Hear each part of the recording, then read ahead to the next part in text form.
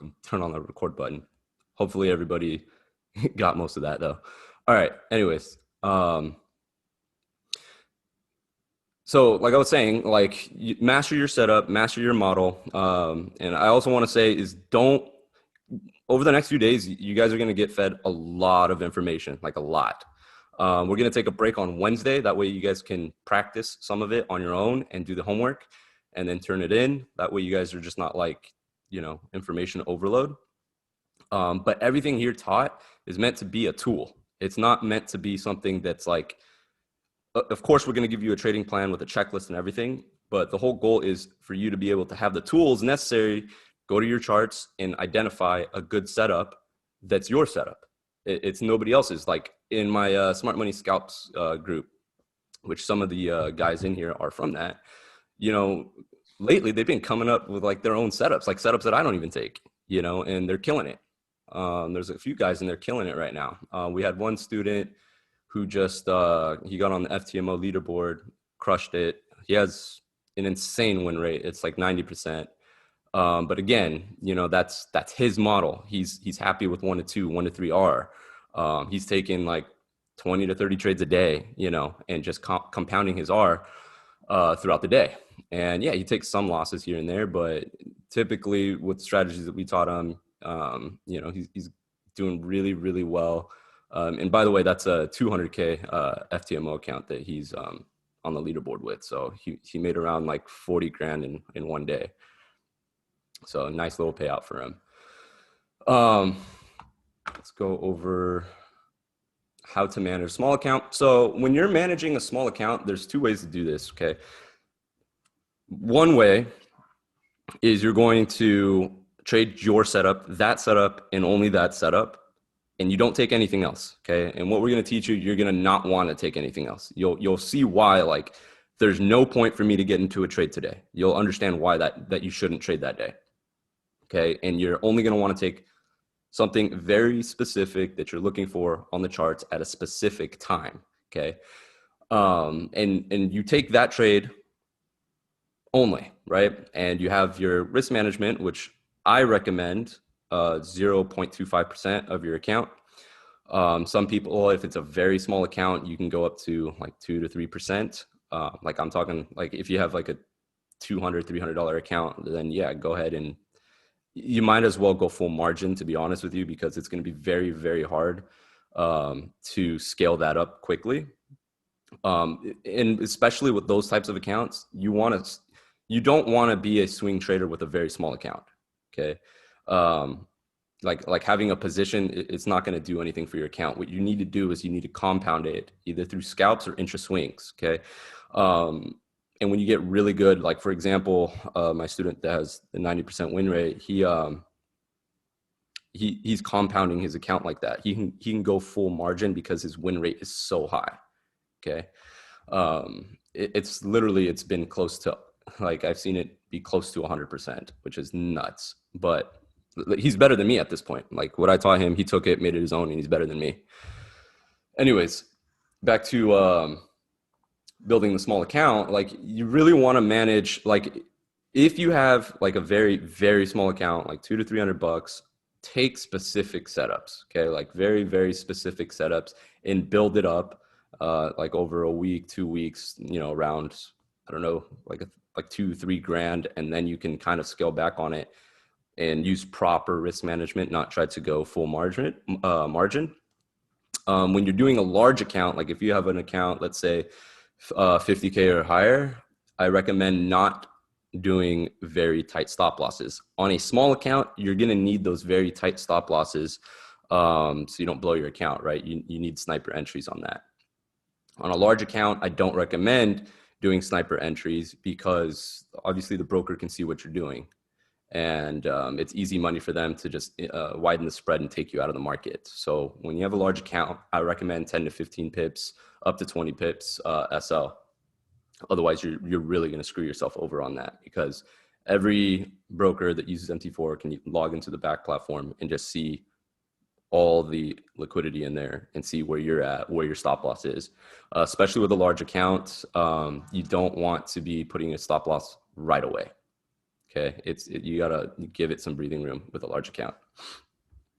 And it's not like you have bank money, right? That's true. You don't have bank money, so you can't move a market, but the brokers can see what you're doing.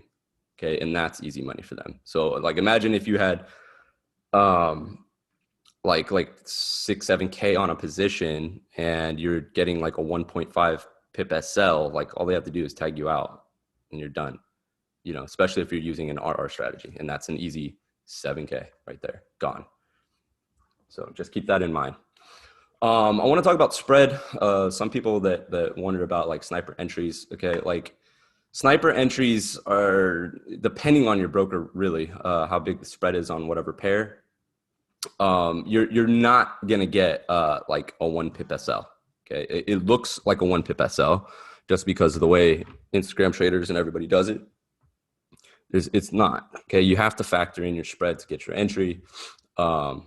If we're doing sells, we want our spread above the stop loss. So for example, if we're doing sells, we want our stop loss above, and when we're doing buys, we want to keep our stop loss the same and then put the spread at the entry. Like for example, if we took this buy here, we want our spread to be whatever pair this is, GBP USD, like 3 pips above it. You can leave your stop loss intact. When it's for sales, you want it 3 pips above, you know, and you can leave your entry.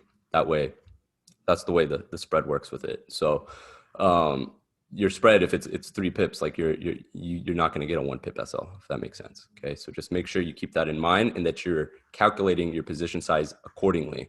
So just because you see, let me just remove all these drawings. Just because you see something like this, right? However many pips this is an H1 chart, so it's going to be pretty high pips. But let's say 17, so we'd go, what was this, 17.7, so we'd go 18, right? So your real SL is at 18, your entry's here, and you need to put 18, okay?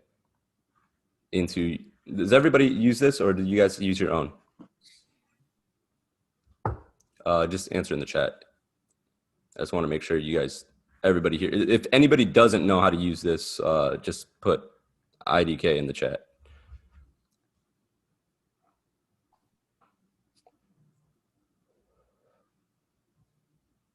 Okay.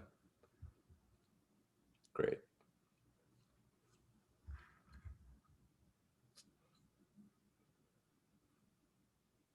Gotcha. Gotcha. All right, cool. Yeah, so make sure that you're properly, you don't, okay, so if for example, if you just did the normal, whatever, like when you're getting those really tiny entries, like this shit's gonna matter. Okay, like 17 versus 18, that's gonna matter, especially with the size of the lot size you're gonna take. So you don't want to, like, let's say you're risking $125 per trade, and then you know you get stopped out, you might lose 150, 160, or however much, right? And that's gonna affect your results. That's gonna affect your overall account in the long run. So don't do that. Just make sure that there's no ego in this, okay? Like there's no ego, like, oh, I got a 1 pip SL. Nobody gives a flying fuck if you got a 1 pip SL. I'll tell you that. Okay, I'd rather see profitable entries than just 1 pip SL entries that get stopped out over and over and over and over again because you didn't add your spread. And adding your spread too, because I see people who are trying to take buys, they don't add the spread, they miss the entire fucking trade when the spread would have kicked them in. So just keep that in mind. Okay. So there's 3 types of accounts that I have. I have a compound account, a swing account, and a scalp account. Okay. So in a compound account, what I'm doing is going full margin on a very small account, like a $300 to $500 account. I'll go full margin and then just build that over like 3 or 4 weeks. And then swing accounts, it's in the name. It's obviously accounts where I hold my positions. So if I'm in a position, for example, if I'm in, so like for me, a swing I can take on an H1, H4 chart. And, or let's just go to this daily just so it makes it clear so I don't have those lines. So like a position, right? Like if you caught a top here, you can hold the position and then you can stack your position, stack your positions. But in these legs, I'm taking intraday trades as well, which mainly are for hedges, right? So if I'm holding something up here and we have a massive decline like we did, I'm holding, hedges all in here and then canceling them out. That way I protect my profits in case it comes all the way back up. Also, if I'm hedging, I'm like, let's say there's this weak high right here and price comes up right here, I'll just close that position out right there, like a portion of it. That way, at least I protect my gains up here. And so inside these legs, there's intraday swings that you can take. And then there's also, this is a position, right? Like this entire leg is a position trade, right? But then there's also these legs like this, right? Inside these legs are also swing trades, but they're not positions. These are swings, okay? And then inside these legs, there's intraday swings that you can take because each thing is a daily chart, right? So there's intraday swings. So you can see how quickly you can compound an account as well as holding positions. Like if I'm not in a position, if I'm not holding something, I feel weird. Like I feel like I'm naked or something, like I need to be holding something or in some sort of trade that's going into profit. And while I'm trading these, right, I'm also scalping. Typically I'm scalping indexes. So in the indexes, I'm literally scalping everything inside. So I'm really stacking. I don't really scalp on the Forex pairs, just intraday swing those and typically holding for like maybe 2 to 5 hours, depending on the trade, how quick it moves, like how aggressive the move is.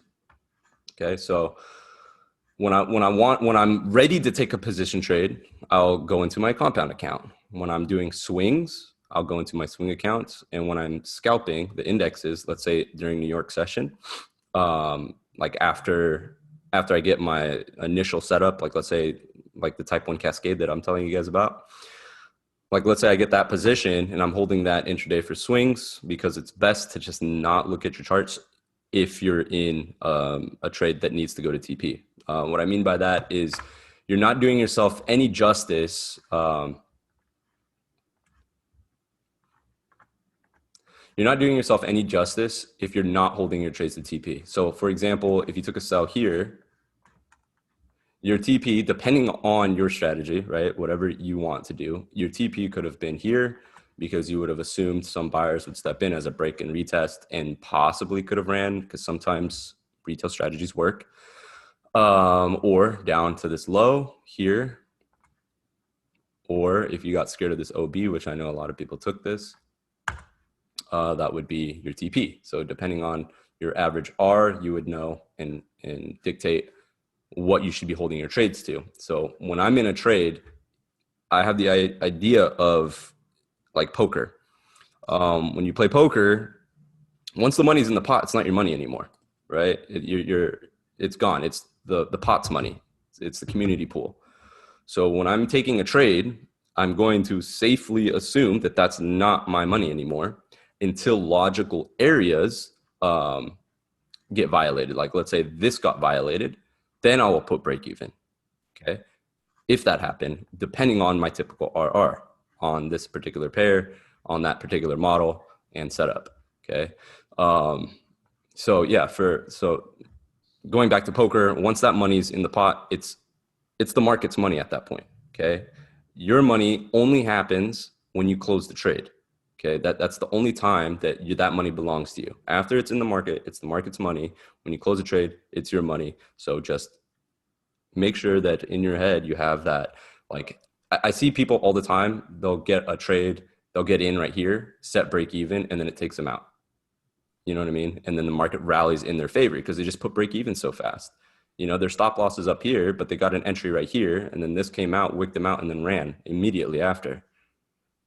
Okay. So make sure you just leave your SL, especially if we're doing tight SLs, very tight SLs with very small risk with huge R. You shouldn't be taking any trades at all that you're scared to lose. Like I see people all the time that like, they'll risk like, on an FTMO account, they'll risk like $500 on the trade and shit bricks, like because, they they don't really know what they're doing. They're literally taking too much risk. They're not comfortable with it. So even if it did go into profit, let's say it went into profit here and they see, I don't know, 3R, they're oh, $1,500, I'm in profit, I'm going to close out because, you know, I guess that would be big money to them. But it's not about the big money. It's the setup. Okay. You have to distinguish the two. Like, don't look at how much money you're in profit. Look at your setup, your R. Okay. That's going to protect you over the long run. Like for me, if I hit SL, I'm perfectly fine because I know my win rate. I know my average RR. I know the next trade's right around the corner. That's going to make up for that loss. And I'm not taking a huge risk that I'm uncomfortable with.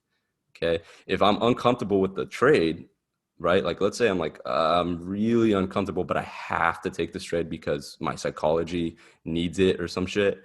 I'll take a very low risk trade on it. Even if it runs, I don't care, right?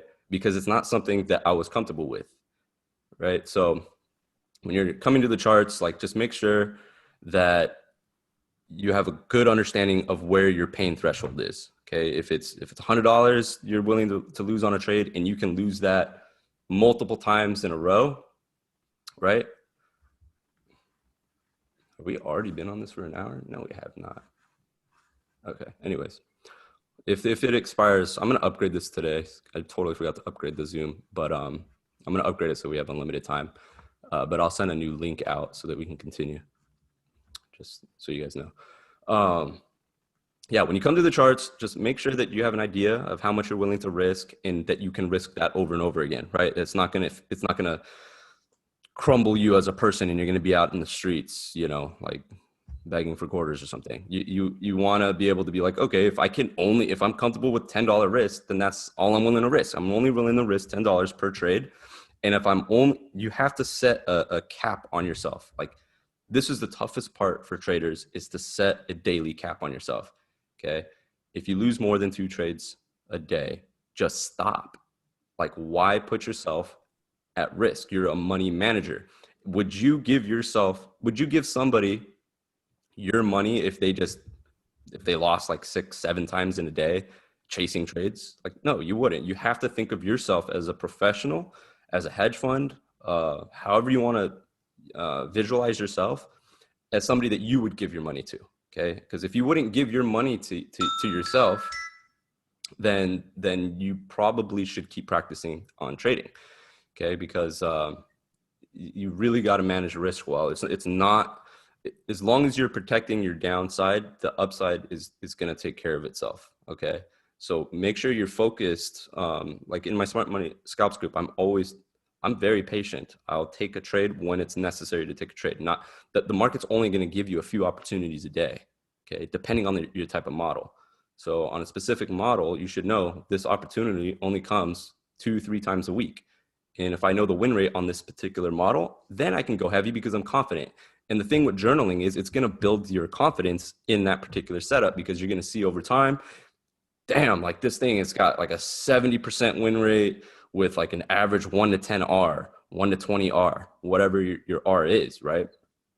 And then you know how much you can risk on that trade. You're like, you know what? I can actually risk this much. Just do the math, right? And you can grow your account faster that way. So just keep that stuff in mind. Like, just make sure, don't over leverage unless you're having money that you're willing to throw away. Like with my compounding accounts, like that's money that I don't give a fuck about. Like that's money that I'm just going to go, you know, full margin on, and, you know, trade a specific setup.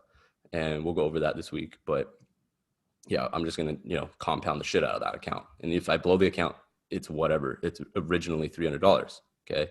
So whatever. We went over this, journaling, average RR. Okay, so the reason you guys should be holding your trades to TP is because you need to follow a system, right? Traders just get fucking scared, man. Like they get so scared, like when the trade is going their way and then they close out their trade, but then they don't realize that they totally screwed up their entire model. Like when you do that, if you're in a trade like this and you just exit, yeah, you hear this cliche of, well, as long as you're, you know, profitable at the end of the day. Yeah, you're profitable at the end of the day, but are you going to be profitable at the end of the week? Are you going to be profitable at the end of the month? Because you just fucked up your entire R.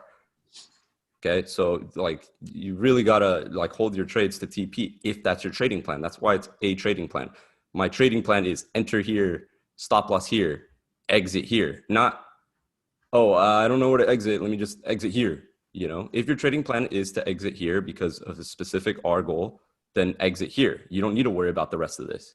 Okay, that doesn't matter because that's part of your trading plan. But if your trading plan is saying, hey, I need to hold below these lows here because we have equal lows, that's your trading plan. Okay, and you should stick to that. Don't mess up your entire model and then you have to redo your entire statistics. Like, no, like make sure that you're holding your trades to TP that you set for yourself based on your average win rate and your average RR. Okay. I'm gonna send out a new Zoom right now, so I'll send it in the group chat. It's about to expire.